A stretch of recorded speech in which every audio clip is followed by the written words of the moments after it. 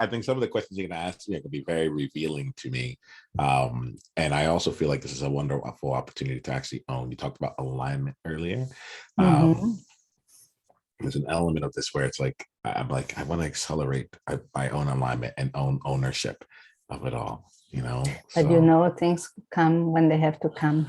Oh yeah. But I need to see it. I need to see it out in the world. What I find for me is that it's like, sometimes I get like these downloads, but what often happens is like, I'm a crash test dummy. I'm out in the world. This didn't work. This didn't work. This didn't work. The world meets you. The world's like, oh, you're in action around this.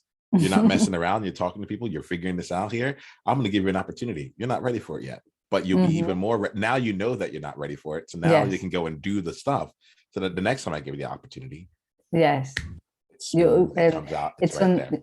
Yes, and it's so nice because when it happens, you look back and say, wow, I wasn't ready. That's why it never worked. And I understand now, because having been through everything I've been through, now I know why. Yeah, when you say that there's a distinction of being prepared versus being ready, you know? And it's like you can be prepared, but you may not be ready. And then as I say that out loud, what comes up is I was in a marching band growing up. I played the saxophone and then I played the sousaphone. So saxophone was in front of me, the sousaphone sat on top. It's a big tuba. And for some reason, it's like an article that comes to mind, like from saxophone to sousaphone, the Niiamah Ashong marching band story. But they would ask the competition, they would say, is the band ready? And the parents and everyone in the stands would respond, we're always ready, ding, ding, ding, ding. And they would have little cowbells or big cowbells. So let's say this here, I'm ready. And I think I'm really, I'm ready. Let's play. Okay. I start with one of the questions, which is, what's your vision? What's your dream?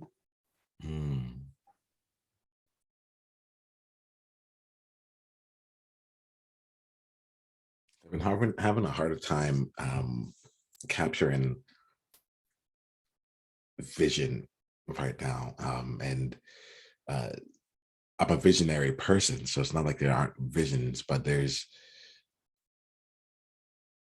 I feel more connected to like the seed that is being planted. So like the dream I have versus like where it all ends up.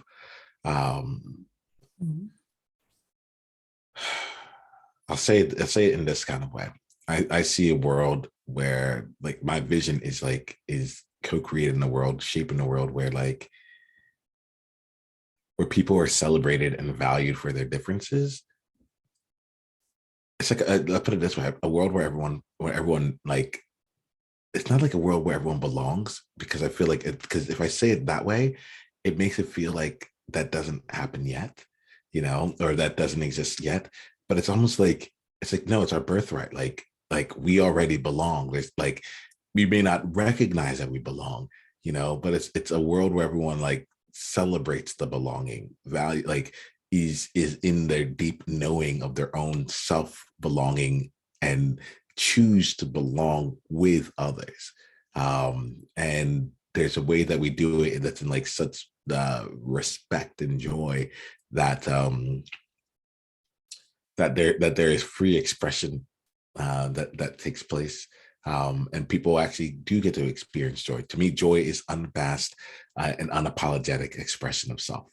Like that is my definition of joy. And it's not happiness. It's like when you're in what I feel joy when I'm angry, I feel really joyful then, because like, oh, like I never get angry. Or when I cry, I'm like, don't you take away this cry from me, because I like it never really happens. So yeah, it's hard for me to articulate the vision that I have, but I think the vision that I have, interesting enough, it's like it comes back to I've coined it world joy, where it's like we know world war, and that's when we're all in competition with each other. We know world peace, like at least the idea of that, like, and that's like in my mind when I hear world peace, it's like we're all able to be in our own separate worlds, but like separate but peaceful. You know, mess with mine, you know, mess with mine. We might cooperate. You know, I think that's a world of cooperation.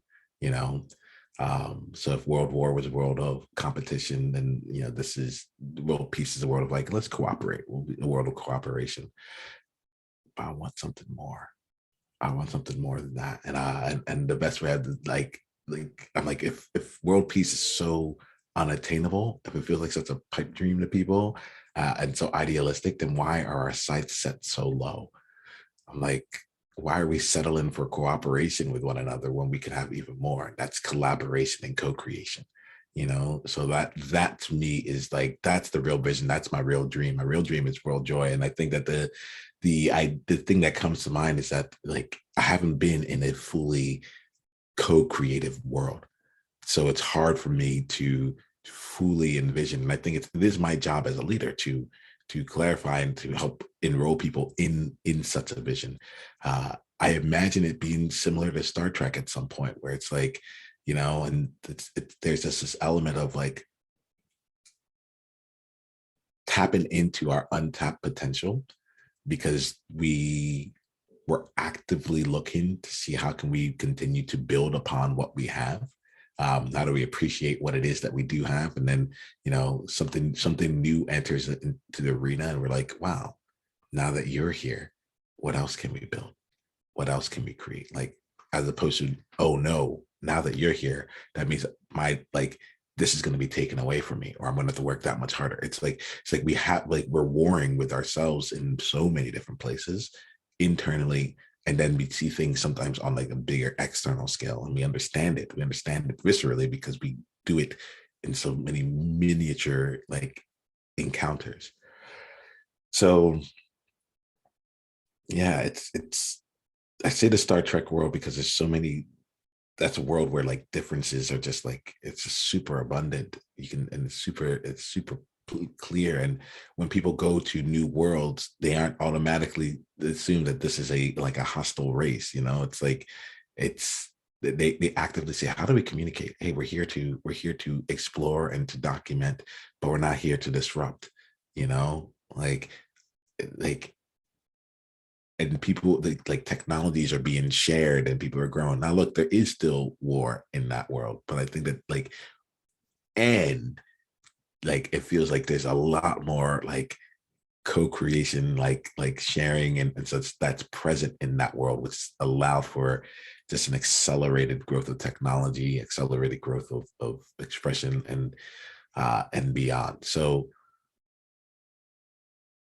the way I often say that I'll know one of the ways I'll know whether this has been created is if a Martian ends up, I think aliens actually a little more like an extraterrestrial ends up on our planet and someone greets them, you know, someone goes to them, they pass they pass the alien test, which is like rather than being like, oh my goodness, what are you going to do to us? They're like, wow, like if we don't understand any language, if we don't understand any like there's nothing in common. It's like like we don't even share the same planet, you know? Like what would inclusion feel like then? What would and to me it would be like, oh wow, like since you're here, we now have access to all these new things and you now have access to all these things here. What can we create together from here? I realized in my mind, I'm saying some might consider that idealistic. I'm like, but that's the point, you know, like that's like we have to go with the strive for the ideal. I was also I call it the Martian test, but I think it's actually related to Mars, you know. So I'm like, well, what if someone comes from Jupiter, you know, or beyond our solar system? So I have to open it up to aliens or extraterrestrials. But yeah, world joy is A my bit. vision. World Yeah. joy is my vision, and yeah, I'm curious what, if anything, you were able to take or hear from that. No, for me, it's very aligned to me, no, because of the power of being and the co-creation. Mhm. The power of being is this freedom to be who you are and create what you love, which is what you were saying. This when we are so perfectly imperfect, and we are so equally unique, you know. And then the co-creation, for me, the co-creation, together we are limitless, is this also this respect, this value, and this love for yourself and for the other one. And summing up, like you once said, it's 100 and 100 equals 300, because and the 100 stays 100, and it's not having to give anything from that. No, this is giving and receiving. So I resonate a lot with your dream and your vision. I am aligned with you.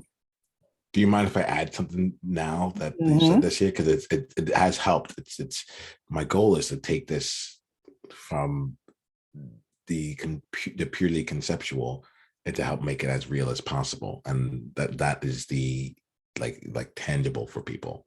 And when you were saying this, like it's like the World Joy vision for me, and it's still the World Joy. That is still the right name for it.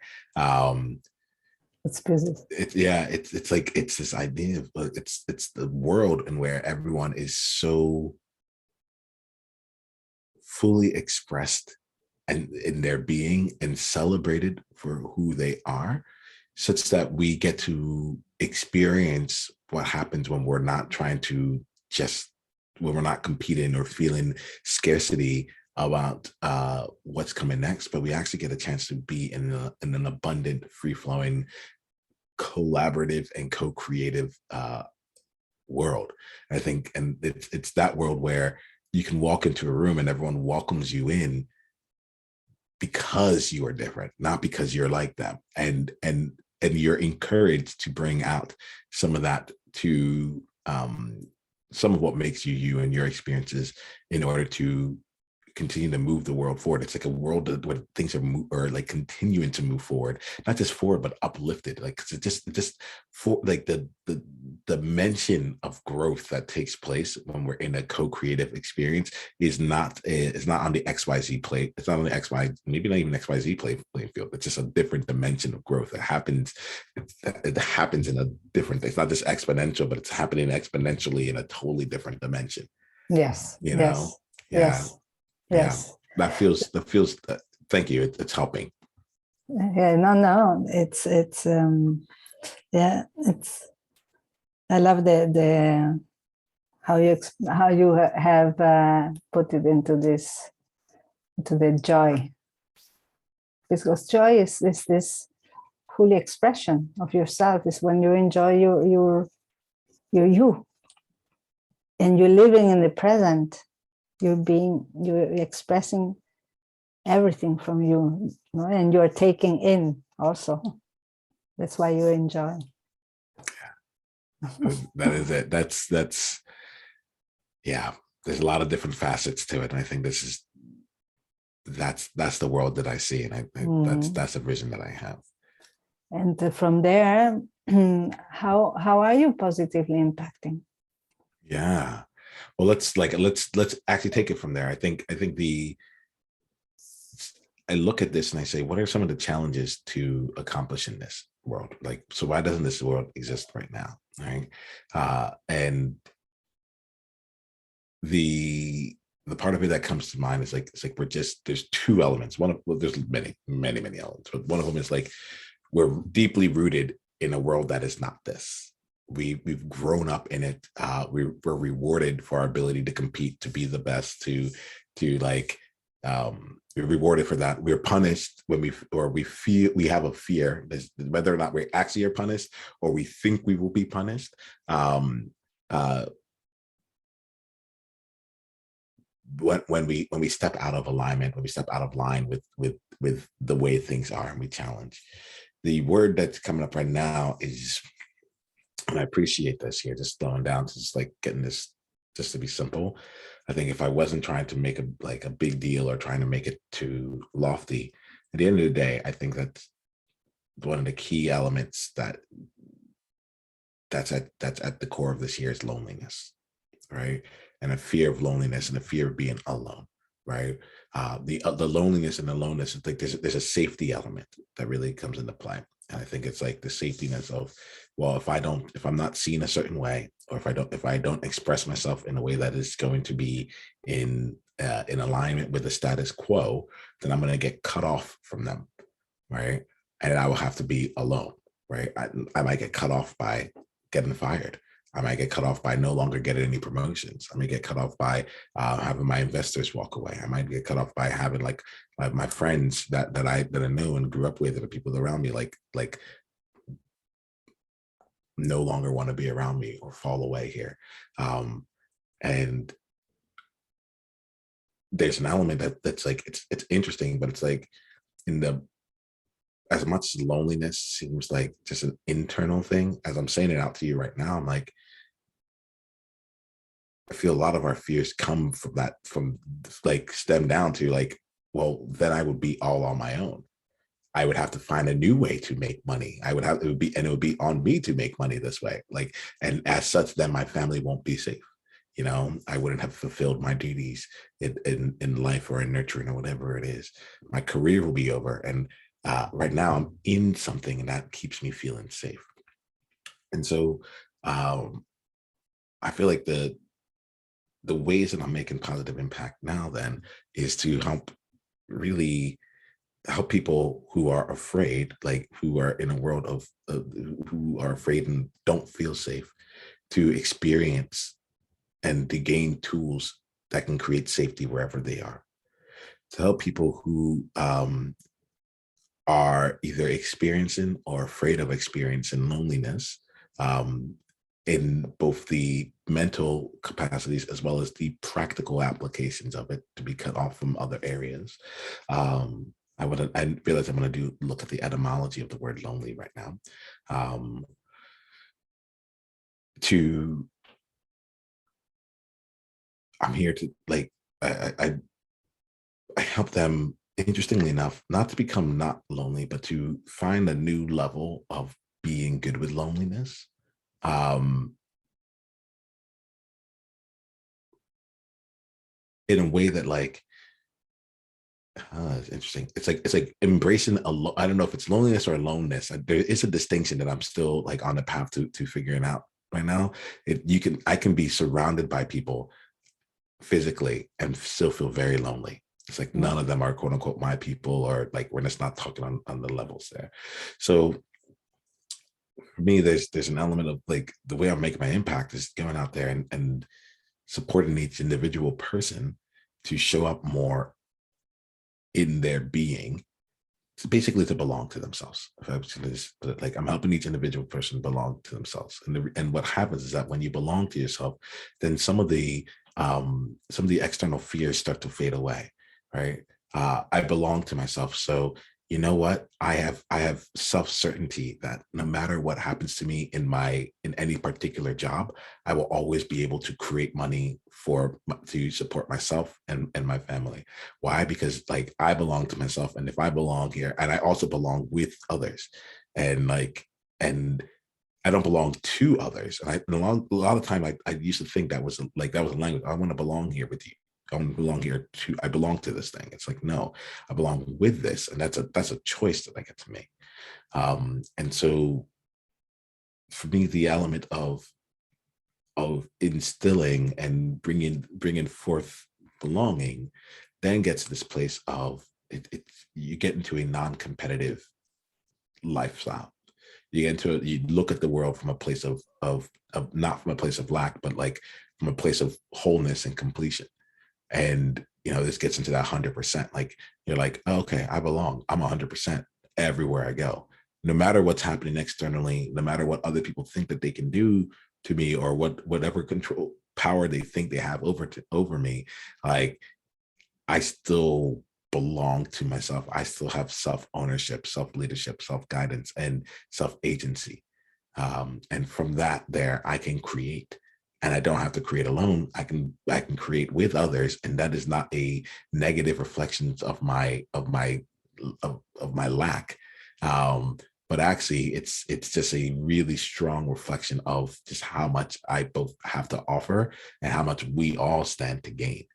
And so that is I find in almost everything that I do, I'm almost always just spending time waiting, helping someone be seen and to embrace, be seen, be heard, and to embrace who they are, so that they can go further down the path of self-belonging and create impact the way that they need, that the way that it looks like for them, and the way that's most effortless for them, and essentially be able to help them experience world joy in that moment, world joy on an individual basis. Because it's like, if you're experiencing world joy and I'm experiencing world joy, then like in this moment, and we can be in co-creation.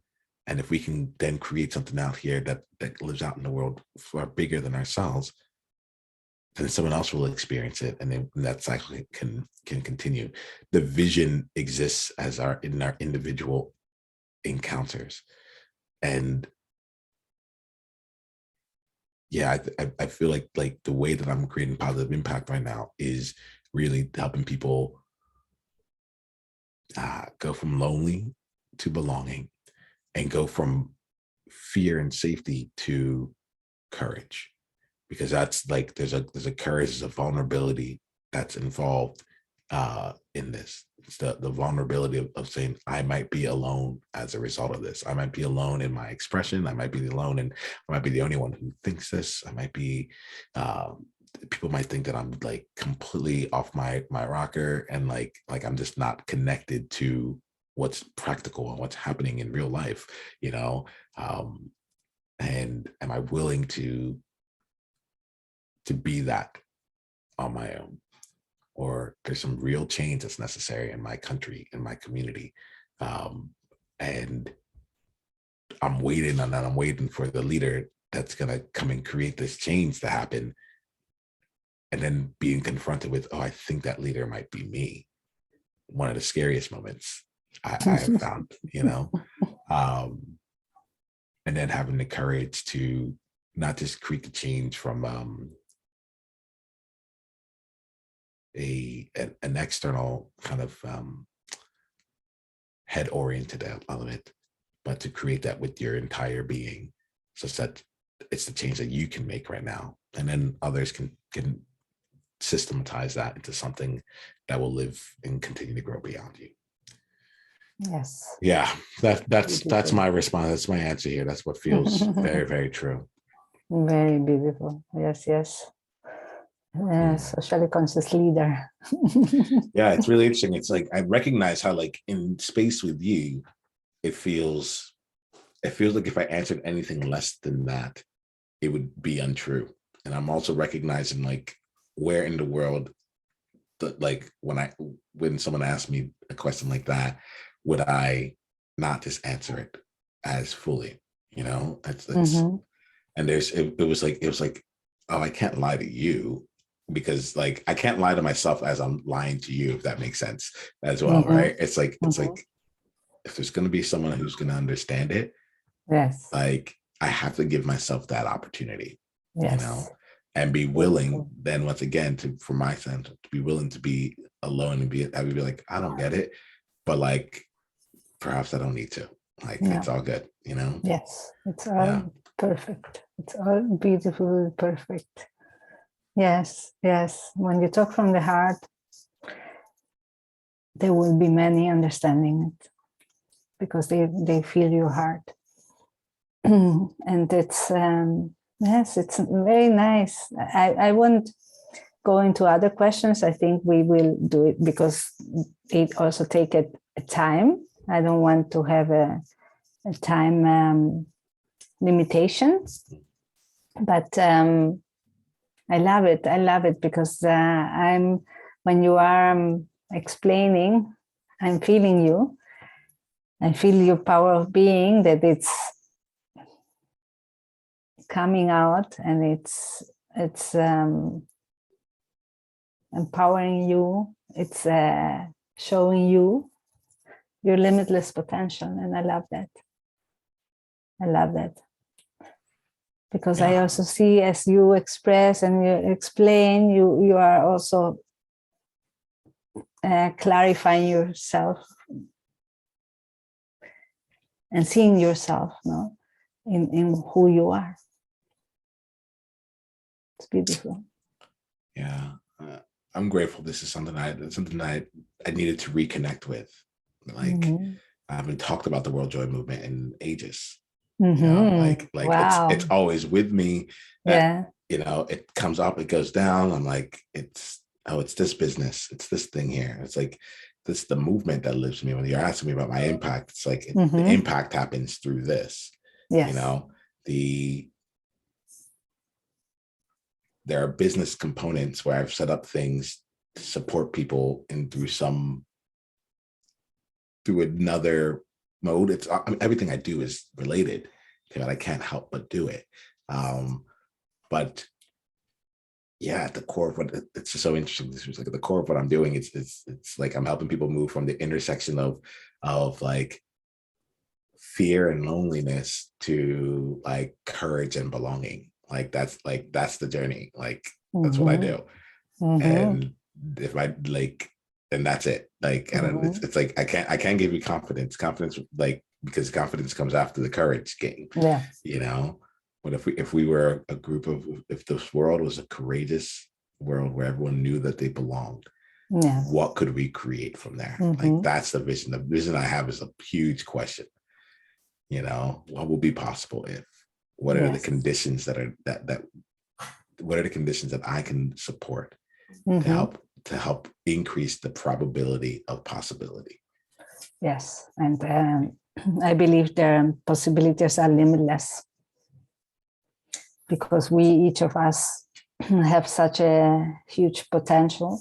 I always say limitless potential, but so we are not even capable of understanding the possibilities and sum them up through co-creation. Imagine everything that comes out. Oh yeah, I just think about the last 10 years of life. Like the last 10 years, like what was it? Maybe 14 years ago at the time of this conversation. No, a little bit longer than that. So about 18 years ago, Facebook came out. Like we've gone through, there's been a lot of change. I remember 14 years ago, how many different types of phones there were, and we were still kind of getting used to different things. The world has accelerated in a number of different ways. And it's like the world that we're thinking of, the world I'm thinking of now was not the world I was thinking about 10 years ago. You know? And so like I think that's the gift, and also like the element of this, like, oh, I want to start seeing the seeds and of what does that look like? What does it actually look like when someone belongs in a world of that, a real courageous belonging, essentially. Yes, yes. And we've seen it in us, in our experience. This change of now belonging, what it was before not belonging, and the fear of loneliness. So yes, we ourselves have experienced it when we know what it means, no? This then connectedness, this joy, this freedom. So thank you so much. I'm deeply appreciative. There's a lot of feelings that are happening, and the feelings are happening here. The brain is also like, the head is like also like, oh, this makes sense. Like the head is no longer fighting it. The head, that like there's some things that are going on where the head's like, you know this already, and the head's like, but now it makes sense to me. Now it clicked. Now it's clicked. Like courageous belonging, I've never said, but I'm like, oh yeah, you know, and loneliness being like at the center of it for me, and then being able to connect, like, well, like, how might that loneliness may not be felt the same way, but how might it manifest for people, or how might the fears that they're experiencing tie back to a sense of loneliness, a sense of, can I trust myself? Can I, like, will I be all right on my own? You know? And then what happens after that journey gets completed? I'm seeing like my hero's journey, a hero's journey story being coming. I figure out the heroine's journey too from there. Okay. Okay. Right. Well, to look into that, because other questions have to do with that. All right, that sounds wonderful. So we'll create time for that then in the upcoming days then, right? Yes. Awesome. Yes, because I want to hear the other parts also. I want to share. I want to hear it. I want to see what comes out. I'm like, I'm curious. What's going to happen here? Yeah. Don't read the questions, okay? Yeah. Okay. That sounds good. That sounds good. I'll let it be. I'll let it be. Oh, let me ask you this question. Do you have like 2 minutes before you have to go? Or Yes. Okay. Just Mr. The question is, it's very helpful for me to both express, but also to like to give and to receive. Right. Yes, So always. I'm curious, like, what did you receive from maybe either anything that I've said related to this, or even that last part around courage and belonging, loneliness and fear? Like, I'm curious what you received from that, because it's helpful to hear. It reminded me the fear I had of loneliness before discovering myself, no?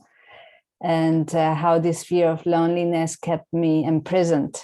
That was before I changed my life 100%. But I was there, no? And I was really so blocked and not listening to my inner voice and not listening to anything. It was outside mind driven, no? The outside was driving me, and I had to change because of the outside, not because of me. So I didn't see my power, no? The power of being. I didn't see who I was at all. So and listening to you, yes, this is what happens for many people that are so stuck in the fear of loneliness, when in truth they're not lonely, because we are really so interconnected, but we only feel it when we let ourselves be, when we go into this when we get empowered, and when we let go of that and go inside and feel the love we have for ourselves foremost, and then the rest doesn't matter, which is what I felt. I said, I clicked one day and said, I don't mind. First I will love myself, and I love myself. Doesn't matter who doesn't, but I love myself. So I will hang in there in anything, because I know I love myself. But before I didn't see that, no? So it's really this, it's nice because it's really this turn from the fear into looking inside, into loving myself. And we need many times this empowerment, because alone, well, it takes the time it takes, no? Yeah, I mean, and I'm grateful for that as we wrap up here and such. But like, I'm grateful for that because it led to this, right? Like the different seeds that you've been planting after you've gone and you changed your life 100% and like been into loving yourself here. Like, it's opened up far more doors in a completely different way. There was always good that you were doing, and now you're like, okay, I'm going from good to positive impact.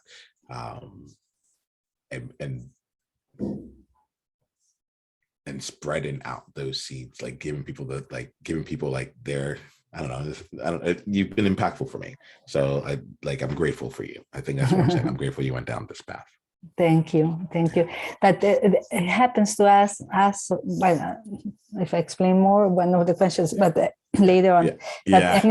But anyhow, it happens to us when we get aligned to who we are, that we love to nurture and empower others. I'm with you on this. I think those are our projects, are related to us, to the empowering others through our experience. Thank you for holding the space for this. Thank you for bringing your curiosity. Thank you for both giving and receiving here today with me. It's been really, really, really meaningful. Thank you, Niiamah. I really love you. Thank you. Yeah, I love you too. Thank you so much. All right. I'll see you soon. Bye-bye. Bye-bye.